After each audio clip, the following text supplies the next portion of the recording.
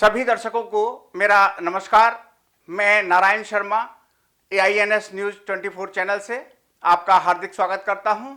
आज हम आपको प्रथम सीरीज में ब्रजमोहन अग्रवाल, जो पूर्व कैबिनेट मंत्री भारतीय जनता पार्टी के हैं, उनके कुछ काले कारनामे, भ्रष्टाचार के कुछ आरोपों से घिरे हुए मामले आपके समक्ष प्रस्तुत कर रहे हैं, जिसमें जलकी ग्राम महासमुंद जिले में है। वहाँ वन विभाग की, जल संसाधन विभाग की करोड़ों की जमीन पर अवैध रूप से ब्रजमोहन अग्रवाल द्वारा अवैध निर्माण कराए जा रहे हैं और शासन प्रशासन मौन है, सरकार का कोई भी ध्यान उधर नहीं है। यही मामला 2017 में कांग्रेस के नेताओं ने विधानसभा में भी उठाया था। पूर्व कैबिनेट मंत्री ब्रजमोहन अग्रवाल, उनके बेटे अभिषेक अग्रवाल और उनकी पत्नी सरिता अग्रवाल ने जिला महासमुंद के ग्राम जलकी में करोड़ों की जमीन पर Aloha nature stay and restaurant के नाम से रिसोर्ट का निर्माण किया है, जिसमें एक कमरे का एक दिन का चार्ज 5,000 रुपये लिया जाता है। सूत्रों से प्राप्त जानकारी के अनुसार पूर्व कैबिनेट मंत्री ब्रजमोहन अग्रवाल ने अपने पद के प्रभाव का दुरुपयोग कर ग्राम जलकी, पटवारी हल्का नंबर 5, खसरा नंबर 117, रकबा 4.124 हेक्टेयर भूमि जल संसाधन विभाग को जो दान में मिली थी, जल संसाधन विभाग द्वारा पासीद में जलाशय बांध का निर्माण कराया था, जिसमें वन विभाग की भूमि डुबान में आने पर जल संसाधन विभाग द्वारा बदले में वन विभाग को जलकी में प्राप्त भूमि को वृक्षारोपण हेतु दिया गया, लेकिन राजस्व विभाग के अभिलेख में दुरुस्त नहीं कराया गया।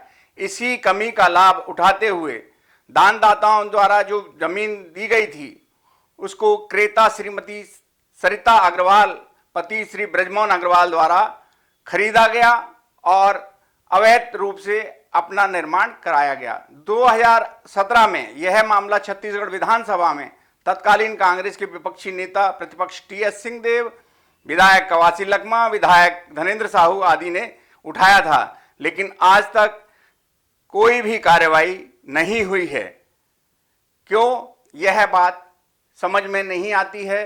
क्या एक मंत्री रहने वाला व्यक्ति शासन की जमीनों पर अवैध कब्जा करके निर्माण करा सकता है? वन विभाग जैसी जगह जहां पर कोई भी निर्माण कार्य बिना केंद्र की अनुमति के नहीं होता है, फिर भी ब्रजमोहन अग्रवाल द्वारा वहां पर रोज निर्माण कार्य कराए जा रहे हैं। आखिर कलेक्टर महासमुंद इस ओर ध्यान क्यों नहीं देते हैं? तहसीलदार क्यों नहीं ध्यान देते हैं? SDM क्यों नहीं ध्यान देते हैं? और माननीय मुख्यमंत्री भूपेश बघेल जी आज जिनको ब्रजमोहन अग्रवाल नायक से खलनायक की संज्ञा दे रहे हैं, और उनके भ्रष्टाचार की तरफ माननीय मुख्यमंत्री का भी ध्यान क्यों नहीं जा रहा है?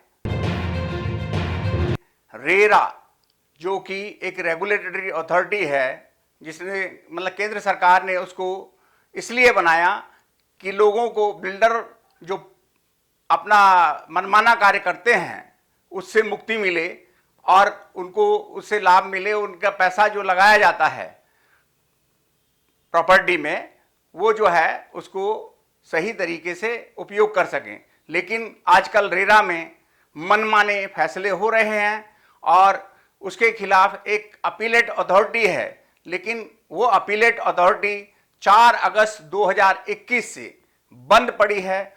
माननीय उच्च न्यायालय बिलासपुर ने एक आदेश जारी किया है कि इसको शीघ्र स्टार्ट किया जाए।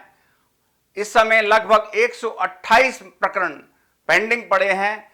हमारे एक जो रेरा के वकील हैं श्री सृजन शुक्ला जी, उन्होंने बताया रेरा एक्ट के हिसाब से उसमें एक अपीली प्राधिकरण बनाना है, जिसका गठन हमारी छत्तीसगढ़ सरकार ने किया था।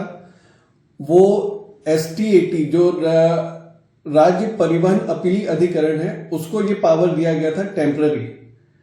बट 3 अगस्त 2021 को एक आदेश गवर्नमेंट ने निकाला था, जिसमें माननीय न्यायाधीश शरद कुमार गुप्ता का अपॉइंटमेंट हुआ था, लेकिन आज दिनांक तक वो इस ट्रिब्यूनल को अभी तक ज्वाइन नहीं किया, जिसके कारण से आज तक ये ट्रिब्यूनल फंक्शन ही नहीं कर रहा। ये रेरा अपीली अधिकरण जो है वो आज तक फंक्शन नहीं कर रहा। रेरा में ऐसे कितने केस होंगे जो लोग न्याय मांगने गए और रेरा के न्याय से या रेरा के आदेश से संतुष्ट नहीं हुए और वो अपीलीय अथॉरिटी में गए होंगे? ऐसे कितने केस होंगे?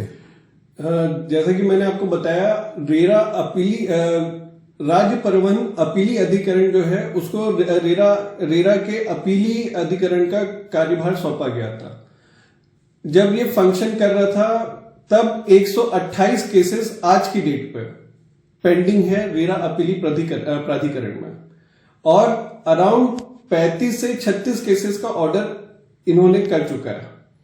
अब यहां पे ये बताने वाला बात हुआ कि 6 मई 2022 को एक हाई कोर्ट ने एक आदेश दिया है जिसमें कि उन हाई कोर्ट ने स्पेसिफिकली एक ऑर्डर किया हुआ है कि आप रेरा अपीली अधिकरण जो अभी फंक्शन नहीं कर रहा है वो जल्द से जल्द शुरुआत करें, उसकी फंक्शन करना स्टार्ट करें, क्योंकि रेरा कानून के हिसाब से वहां उस अपीली अधिकरण में कम से कम 3 लोगों को वहां पे बैठ करके न्याय करना है। हमारे सरकार ने एक ही व्यक्ति का अपॉइंटमेंट वहां पे किया हुआ है, जस्टिस शरद कुमार गुप्ता जी का, और बाकी के जो मेंबर्स का अपॉइंटमेंट होना है वो आज दिनांक तक नहीं किया गया। इसके यही एक कारण है जिसके कारण से अपीली अधिकरण अभी तक फंक्शन में नहीं आ पाया, और इसी को ही जल्दी से जल्दी अपॉइंटमेंट करके स्टार्ट करने के लिए हाईकोर्ट ने स्पेसिफिकली ये आदेश दिया हुआ है।